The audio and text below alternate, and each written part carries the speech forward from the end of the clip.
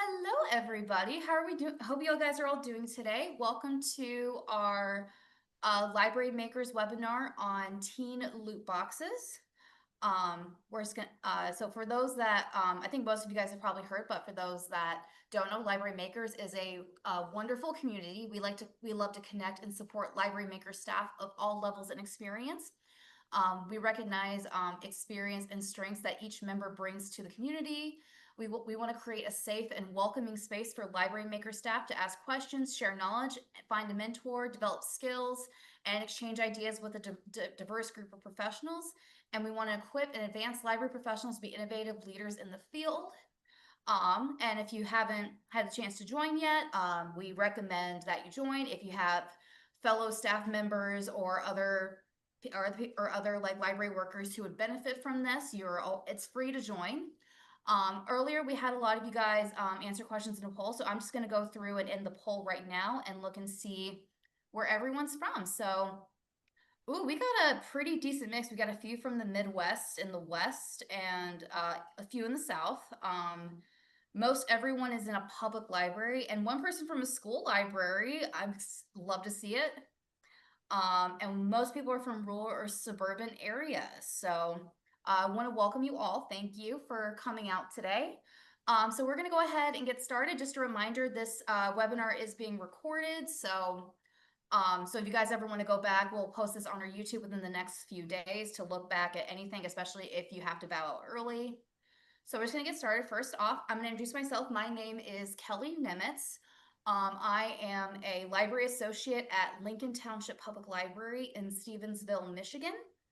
And so it's somewhere like right here if for my Mitten family in the audience. And I'm going to be doing a presentation on a passive programming that I have been doing the last year that's been doing pretty good.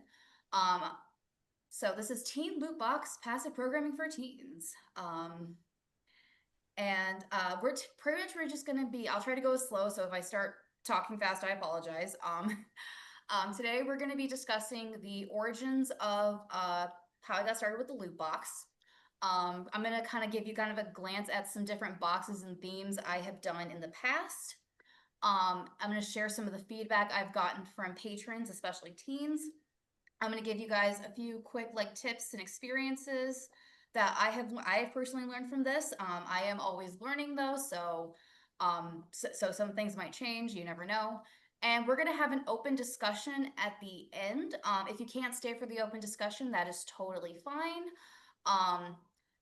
We'll keep the recording going until 3 o'clock. So if you want to come back and watch the recording when it's available, you definitely can. All right, so we're just going to go ahead and get started here. Excuse me. Okay, so pretty much what is a loot box? So a loot box is a box pretty much filled with different kinds of items such as books, accessories, and snacks. So if anyone's ever if you ever like signed up for like subscription boxes where you would get like awesome stuff at each month, that's kind of like what inspired this idea. So like if you're Loot Crate was one that I used to get back a few years ago when I was still going to school, and you would get like nerdy themed stuff. Like I remember I got like a Labyrinth t-shirt, a D&D like ice mold, and just fun nerdy things like that. And some of you guys, I should say, are probably already doing something similar, because you could also make it into a fancy take and make, but include extra goodies with it. So this could be kind of like an enhanced like version of a take and make. So some of you guys are probably already like doing stuff like this already. Okay, so kind of like where this idea stemmed from. When I first started here, I was mostly doing children's stuff, slash circ stuff. And we had a different teen librarian at the time who had a really good teen crowd, had a lot of members in your tab group. But like most of us, you know, the pandemic kind of put a damper in a lot of everything that we did. So we had, you know, of course, re-event, you know, do all that stuff. But since the pandemic, as well as our teen librarian resigning, retiring, our attendance had started to kind of like drop to like maybe one or two teens and sometimes just no shows for a lot of our programs. And while we were doing like staff transitions around fall 2023, I was asked to take over doing teen programming. Um, my manager at the time was helping me with it, and we just weren't really getting as much people involved. It wasn't until that following summer that we did start getting more. At one point, my manager did a short run of teen book boxes, which was kind of inspired by the subscription box idea as well. What she did though was she would have like teens sign up and talk about like what their favorite book was, and they would do reader's advisory and look for a book that's similar to something they liked in the collection, and they would put it in a box and add like snacks and stuff to it. And she did that for a little bit, took a break from it just because, you know, some of the candy was getting a little too expensive at the time. And when I started like fully taking over teens during the summer of 2024, like starting to get comfortable with it, I thought it'd be kind of fun to do this, but maybe do a little different because around September 2024 was when our library went under renovation. So we were not going to be able to do as much in-house programming as we would like. So we did a lot of outreach and passive programming. And I didn't want our teens to be left out. So I thought about doing the teen loot boxes to kind of have a way for them to still kind of participate. Um, so so why did this work? And hopefully it will work for you. So it's a passive program for busy teens who may not have time for the library. For anyone that has ever, you know, dealt with a teen audience, you know, especially nowadays, a lot of teens are busy. Like it's not that they don't really want to come to the library, unless they're the cool teens, you know. So a lot of teens are busy. There's they have after school jobs. A lot of them are involved in sports. A lot of the teens in our area are involved in band, and they may not always have time to come to like a full 1 hour program or however long you do a program. So this was like a really good way to kind of be like, hey, just sign up for this, come and pick up some goodies and be on your way. And it gave teens like something to look forward to and to do in their spare time. So like if they're hanging out at home, it's like something where I had a lot of parents say like tell me like it's kind of nice, like they're not always like on their phones. So it just gives them some things to do. And also teens love free stuff, but then again, who doesn't love free stuff? Um, and so that's always kind of a winning thing there. So what are some things that you can put in a loot box just to kind of get started? You can do a craft kit, like I said. Some of you guys are already kind of doing take and makes for your as like take and make crafts for your library already. This is just kind of a way to throw some stuff with it. If you have it in your budget, you could put in a library book that they could check out, or if you have it in your budget, I should say, you can put in a free book, or if there's any books that get donated that are in really good condition. That's something that I did for one of my boxes that I'll kind of go into detail a little bit more. A lot of us probably have a lot of leftover bookmarks. So you can always put some kind of nice fun bookmarks in there. Leftover prizes from previous programs, like summer reading prizes. There's a few of those we were like didn't know what to do with, so we kept them in a prize box, and we would just kind of just throw random little prizes here and there. You could do some candy and snacks for your loot box, especially if you're doing registration. I would make sure that you're asking them, like if you're going to put any kind of food item or anything that's going to like go on their skin, like if you're doing like a box with like some lotions or bath bombs, make sure that you're asking about allergy concerns or like things they can't consume due to personal beliefs. You can put like an activity or some kind of game in there. Like you can do like maybe put some things for a fun trivia game, or I'll talk about in a minute. I did an escape room box that they could take home. You can put in some stickers, pins, magnets. Everybody loves stickers. I discovered this recently, so I always make sure I at least have like one random sticker that I would put in different boxes, and sometimes they'd be themed based on what my box theme was. And you can also put in some adverts for like teen services, like brochures, newsletters, maybe little ads like saying like, hey, come to our teen Halloween party. And and that way it's like you're getting the word out about the different programs that you guys are putting together.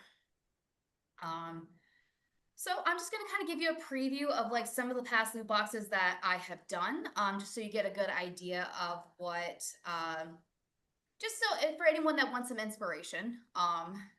So our first box we did because it was in September. It was right before we started renovating, and we did the theme. I did the theme library for sign up for a free library card month. Um, so I was able. I had some leftover money in our teen budget that I'm very frugal, by the way. So if I'm ever doing things for a box, I'm making sure like it's the most affordable thing.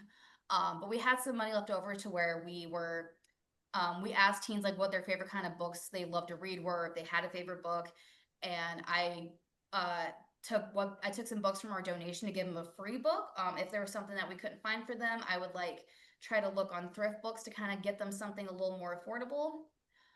We had a bunch of blank library bags left over, so we got a few different like cheap sets of fabric markers from Oriental Trading, so they could decorate their own library bag. And we asked for like their exact like favorite snack and candy. So, and then we put a couple other like little like book themed stickers and stuff in there. But those were like three of the main things that I remember that I put in that box. October, this was one of my favorites. We did an escape room in a box. So if you go onto Etsy, you can find printable escape rooms that you can put them in different envelopes with different clues and stuff. And like it all comes together, so you don't need to like set up the room or anything. So it's real. So if anyone's ever doing any kind of an escape room program, even if it's this or like a live like escape room or something, I would recommend checking Etsy for any escape room things that you can put together, even if you're not like escape room savvy. Um, you can We did Halloween and favorite candy together. And then we also had our local movie theater donate some coupons for us. So they were able to so like if the teens completed if they completed the escape room by Halloween, they got a free coupon to get like a drink or a candy at the movie theater. So that was a really cool thing we got to do. I did not take photos of all the boxes, but I did take a couple. So this one was one we did. It was an amigurumi kit. The theme was yarn. So I found some free patterns online for like a dumpling kitty and a crochet pokeball. I pre-measured some stuff from yarn colors from our yarn stash. One of them did like tell me how many yards. So like I was just sitting at my desk like just wrapping yarn around a really big yarn stick trying to get all the measurements right. It was a sight to see. Um, and then I made some cute little labels to put around them to say which one was color A and color B according to the instructions. We put a little bag of crochet tools, like the size crochet hook they would need, the needles and stuff, safety eyes if they need safety eyes, some polyfill. And I would always put in like a little welcome letter letting you know, like, hey, this is what is inside your box.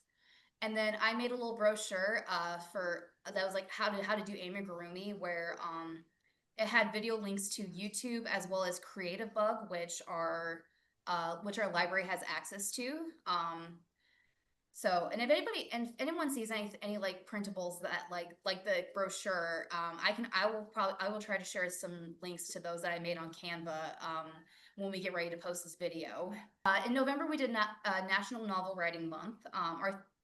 So we bought like a bulk order of blank notebooks, and we put some writing prompts in there based on they told me like what their favorite genre was. I was surprised to learn that a lot of teens liked poetry, so that was really cool to know. So I looked up some different kinds of like poetry prompts to put in there.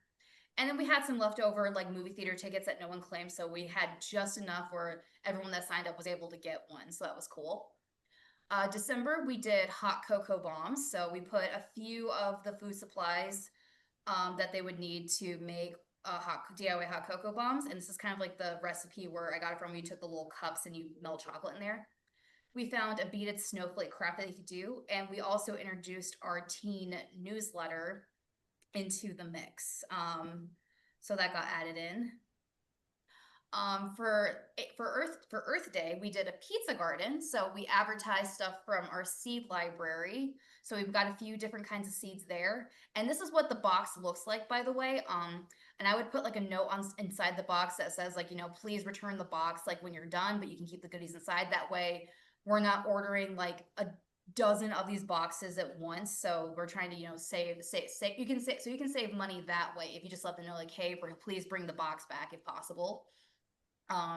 So we'd have seeds that they could start growing to put on their pizza.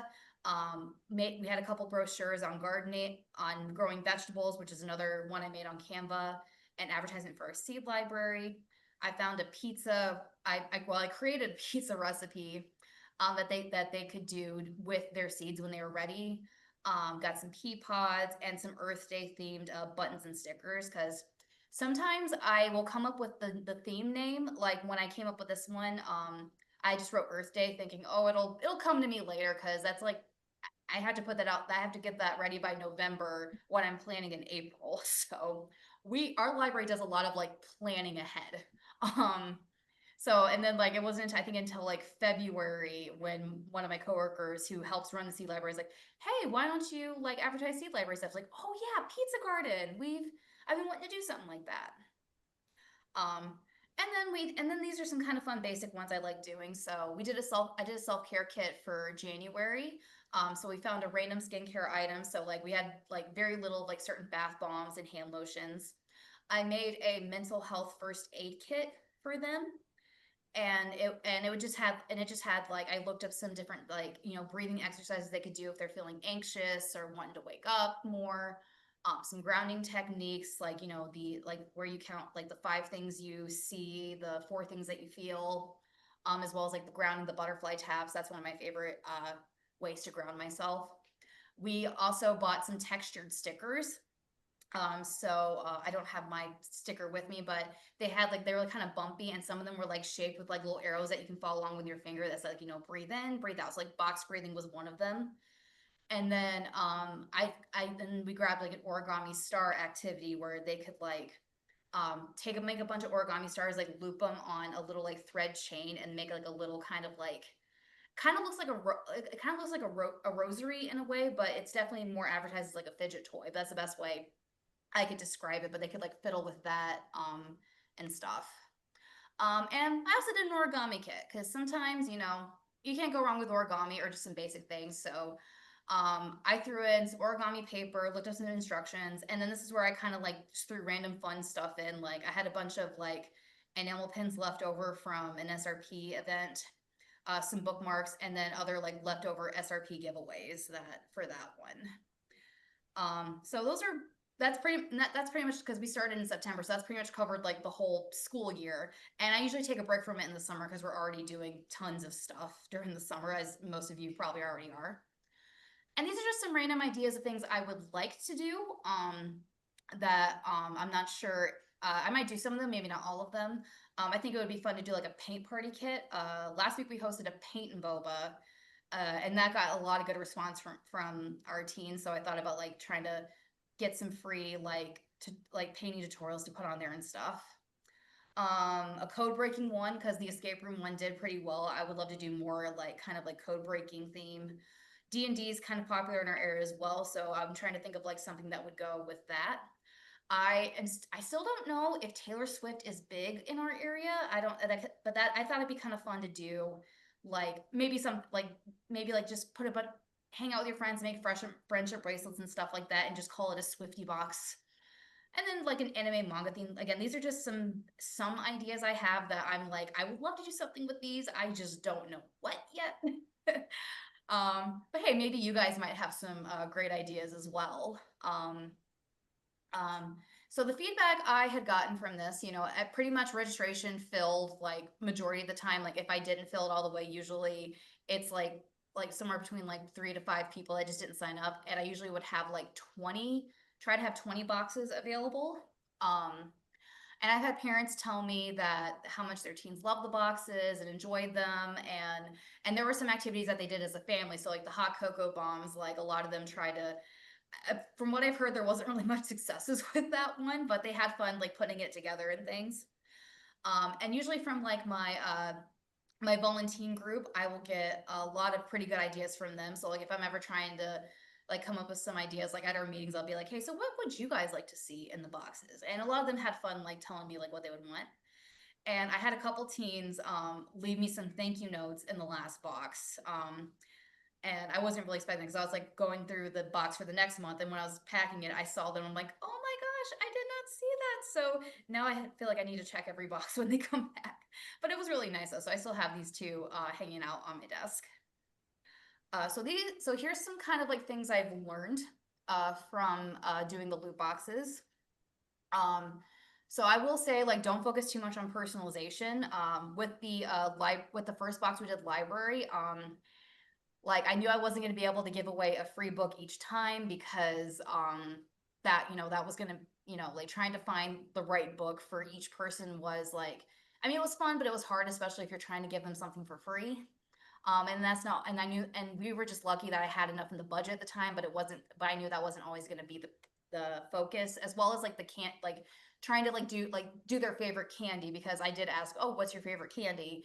And then everyone was so different that it's like, oh gosh, yeah, this is getting way too much. I think after the cocoa bomb, I didn't do food as much. So food and candy stuff was probably going to be like a every once in a while kind of thing. And that's totally fine to do. Um, if you have like, especially like if you're depending on how many boxes you're doing, definitely ask staff members or volunteers to help you. I was a little lucky at the time when we were setting up for the escape room box because it was still like we had just started our renovations and we were at a temp location. We weren't as busy, and a lot of like my circulation staff and everyone else were like looking for something to do because there wasn't much we could shelve or do. So they helped me stuff like so many clue envelopes. And that was just like, so it gave them something to do as well. And it also kind of takes the workload off of you, especially if you have like a busy work schedule already. Um, and if you don't have enough of leftover things, you can advertise as a mystery or surprise. Like if you do like the welcome letters, like for example with the self-care kit, like I only had like so many like bath bombs and so many like chapsticks and stuff like that that I would just label as like a self-care item, and stuff like that. Look for as many free resources as possible. I am one, again, like I said earlier, I am very frugal. I probably spend less than, or I've been told by my business person I spend less than anybody else. And that's just because like half the time I don't know what the budget is. But or I don't pay attention to what the budget is, I should say. And I just try to, I think I do too much to kind of do everything, to pick everything on my own and everything like that. But even then, like I still love to look for free stuff. Like if it's less stress on me or anybody else, like I will do that. Reduce, reuse, recycle. So like I said, kind of like I said with the boxes, like reduce, reuse, recycle those. And then any other things that like it's like if you have or even if you have like a leftover box that someone signed up for but didn't pick up, you could always like save some of those items for like a later box as like a free mystery thing as well. Or if there's like food in it and stuff, like I think I had one person not pick up their hot cocoa bomb that I asked one of my staff members, like, hey, does anybody want to take a hot cocoa bomb to do with their kiddos at home? Um, and that's just kind of like, that's just pretty much what we had done. All right, so we're gonna go ahead and open it up for discussion. And my contact information is down here in case anybody ever wants to email me about anything. If you guys aren't able to stay throughout the whole time, throughout this whole, like we'll probably keep it going until, what time is it? It is 2:27. Oh wow, good on the 30-minute one there. So we'll probably keep it open until the discussion going until 3. I'll keep the recording going too in case anybody wants to come back to this. So uh, I don't know if Natasha's done it yet, but she can post one of the surveys in there. So for anyone that's leaving now can take the survey if they're leaving later. But I guess I'll go ahead and we'll look at some questions to see if anyone has a question about anything or want to or if you just want to discuss like some of your ideas and stuff like that, we can definitely do that. And I can share some of our maker boxes here if you want to. Okay. Because I just love the whole idea of passive programs because it is really difficult, when it comes to teens to keep them engaged and just to hand some passive. Hey, got my teen intern. Justin, can you show some of the maker boxes that we have over here? So we are going to put together a D&D one. I'm not a D&D fan, but people are, and it's not all about me. I have to remind myself that. But we do have, and I can share resources about the D&D to the boxes over there. So we have a jewelry making one, we have a code breaking one, we have a origami one, and Justin can't find them. My teen intern. But oh, don't worry about it. But yeah, we have boxes here, and just like last week when we collaborated with ideas of, other ideas for passive activities, I just think it's great that you're sharing the resources with everybody else. Yeah, and I'm also taking So notes, like, there, so if anybody brings up, so if anyone brings so up there, some fun ideas, I'll write it down and I'll have it on like a spreadsheet or something that I'll share sometime this week. I'm gonna go through real quick and look at some of these, see if there's any questions on here. Yeah, Taylor Swift is big everywhere. I agree with you on that, Tammy. Um, so if I have teens sign up, what happens if they don't sign up but want a box? So if they're so like if I have boxes that are left over, like say for example, I usually put out 20 boxes, but maybe say 17 people only signed up. And I usually will close registration like because what I'll do is I'll set registration for like a month in advance. So it gives everybody time to kind of sign up for the box. And if the and then I'll have it closed like the Friday before we put them out on Monday to make them available. That way I can like put anything together last minute, especially if I'm doing like extra customizing stuff to it. And like if I'm doing 20 boxes but only 17 show up, I'll just kind of keep them. I'll keep them as like free reign. So if anybody asked but didn't sign up, that means hey, you get a box. Or I don't always do waitlist because that's an option you can do. You can do a waitlist option for anyone. Like if someone doesn't, and I'll give them a time limit. Like, hey, if you don't pick up your box by this time of this week, you can say, you won't be able to pick up your box after this time, unless like they call you and say, hey, I'm gonna be out of town. I, won't be able to come until next week. And unless they make prior arrangements, then I would just bring it off to the next person. Right. Do you just market the first month, and once you have signups, do you give them out for that month? So yeah, I usually I usually advertise them in our newsletter, and our newsletter is on a 4 month cycle. So we would have like, so for example, the next ones I'm going to be planning are September, October, November, December, and I'll have like the themes put in, but I won't start signups until like for for example, the September one, they'll be able to pick up the first week of the month, but signups won't start for that until like the first week of August. And then I have it set up on our library calendar application and then it'll probably be like the week after they pick up the box, like they'll be able to sign up for October. I hope I'm making sense when I say that. So usually I try to do it on a month by month basis before they can sign up for the next box. Because even then, sometimes like I said, so a lot of times I'll come up with the theme idea before I come up with what exactly is going to be in the box. Because we have to plan so far out in advance for the newsletter, I have to come up with a lot of things really quickly. But like and then figure out, oh, I can just save a little bit of this for later. Um, I will definitely be willing to share some copies of the slides, Janae.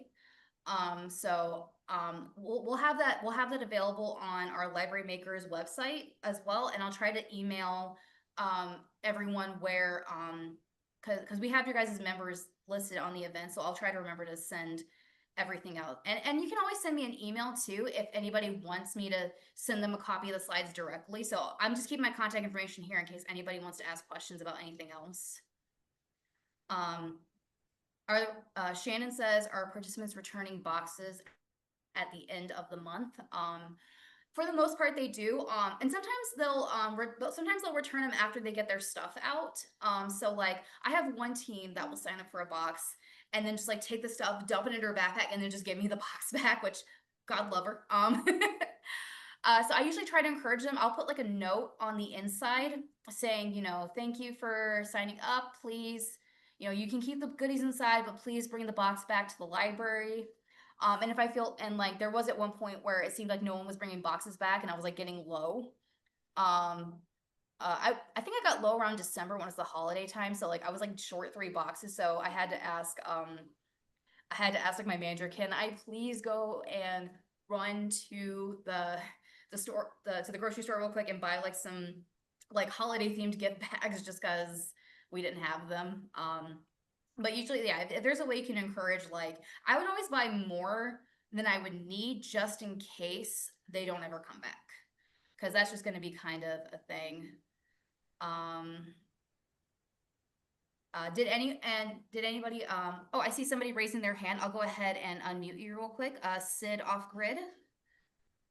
Hi, I'm sorry if you said this already, but how did I sign up? Is it via a form online, or you said that you shared about it in your newsletter. But yeah, how do they sign up? Yeah, we have an online we have an online calendar that lets you register for them. So it was called we use Library Calendar is the name of our online sign up. So you can do online signups for that. And I see someone answer that they use Sign Up Genius. So if you have any form of like online registration that you have, you can use that. You can also like depending on how you have them sign up, you can also whatever works for your library. If you're someone who has people call for registrations, you can do that too. But yeah, it just depends. But we use Library Calendar, and on there you can like schedule like when you want signups to go live. So like for example, like if like after like the first week of September is like when they pick up like their September boxes, and then like the week after is when I set it to where you can sign up for the October boxes. So because I would assume by the first week of September, everyone that wants their boxes has already picked up their boxes. Okay, thank you. You're welcome. Right. Did anyone have any other questions, or did anybody want to talk about like has anyone done something similar at their library that they wanted to share, or did anyone come up did anyone have like a epiphany idea for for something they could add to this? Or this is the open discussion time, so you guys are welcome to chit chat.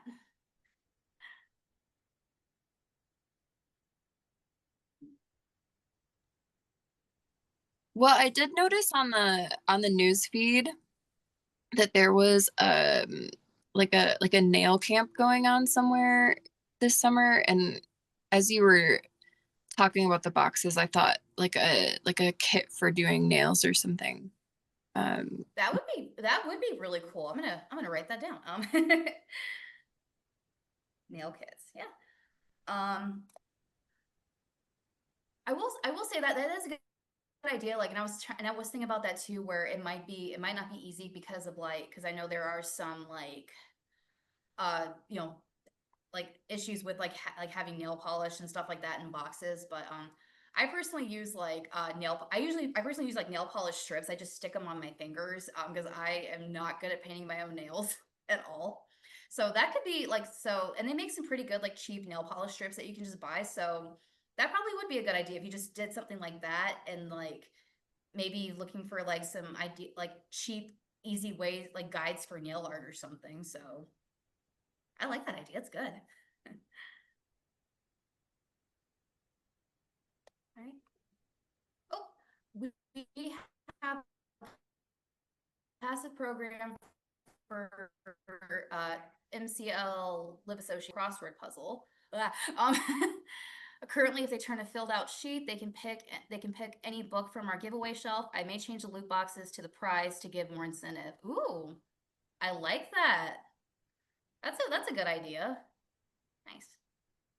Right. Anna Todd says we do something similar to subscription boxes, but we tie it into our collection. So we pick a theme like mystery or something.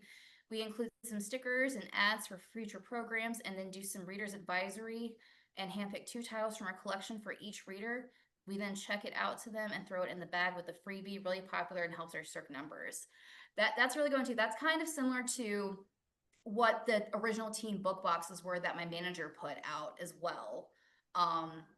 So that's always a good one too, especially that does kind of like it like they would definitely have to be like library card signups for something like that.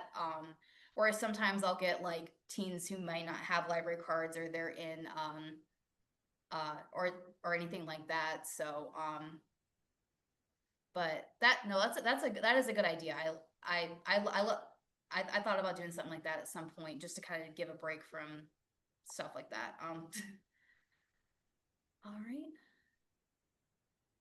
Is there anything else anybody wanted to share or talk about?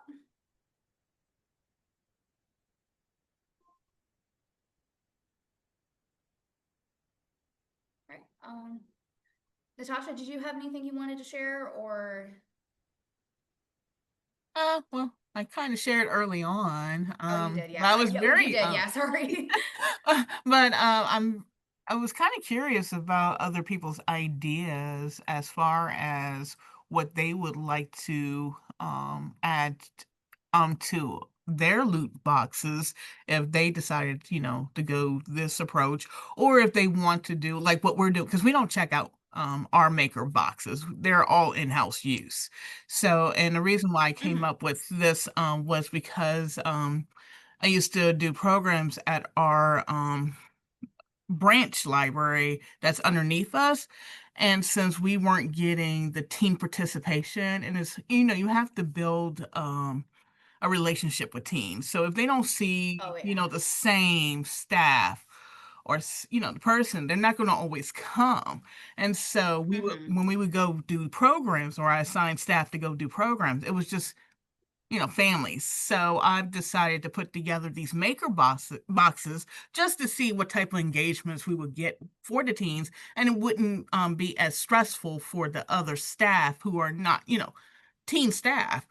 And that's where the maker boxes came. So when I heard about your loot boxes, and I was like, oh, this is a great collaboration.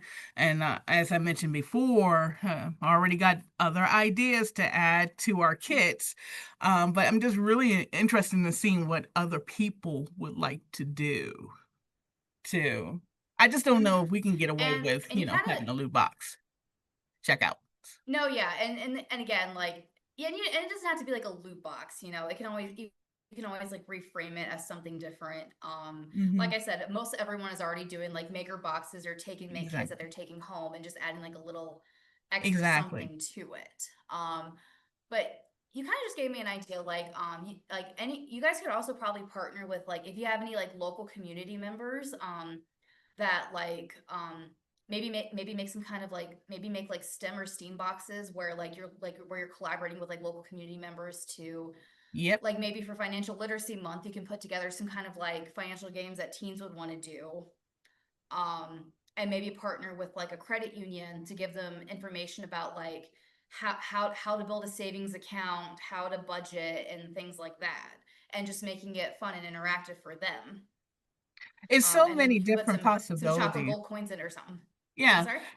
So many different possibilities, to incorporate like sneak literature in there, sneak, other, adulting hood type of things in there where they don't realize like, oh, I'm gaining, knowledge from these boxes.